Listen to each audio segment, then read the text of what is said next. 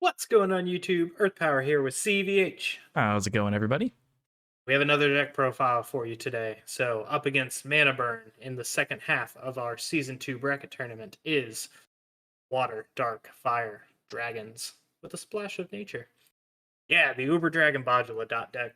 Um, I contended for this deck very, very much for this season, much to, I think, CVH's chagrin. Um, I don't know that I'm completely sold on this deck yet, but I knew I wanted to have a dragon deck in season 2, and this was the list, much to like 80-90% what I thought on and decided on here with some help from CVH, but this was the list I managed to pass through the bracket, if you will. Yeah, it's really tough. Dragons, a lot of these decks, especially the updated ones we get from the IDC meta and what people are playing overseas, Dragons is not attempted a ton, and it's pretty unclear, at least I'm sure everyone has their opinions, but it's pretty unclear what the right civilization combination is to play them in. I think Darkfire Nature is also popular. I've seen some 4-color attempts, but this is really cut and dry. What you think of when you think dragons, at least what I think of, is Coco Lupia, and then trying to play like a couple Gilands or Jagalzor, chaining Velyrika dragons, and like just trying to get Bajula on board early, right? And then you have Emeralds and Emergency Typhoons to try to find Coco Lupia early, and the rest of the deck is pretty much as much defense as you can really pack into it. Right, support and defense from Yeah. there because this deck is incredibly frail otherwise. It's a very top heavy deck.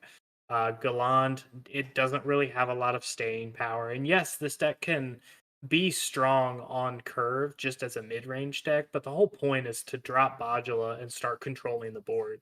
But it isn't really a control card, which is the other side of that. It has to attack to get its effect, which can make things tough. That being said, this was our Dragon deck version 1. This was the list I kind of wanted to see how it fared in season 2, and we may see some variations on this in the future. A deck similar to this did compete pretty well in one of the very early IDC games. Claude was able to link me to a video where this version, this 3-Civ Dragon deck, ended up getting, I believe, second place, Not bad. and but had a lot of things break its way for sure. But yes, a very similar version, which is what this deck was based off of.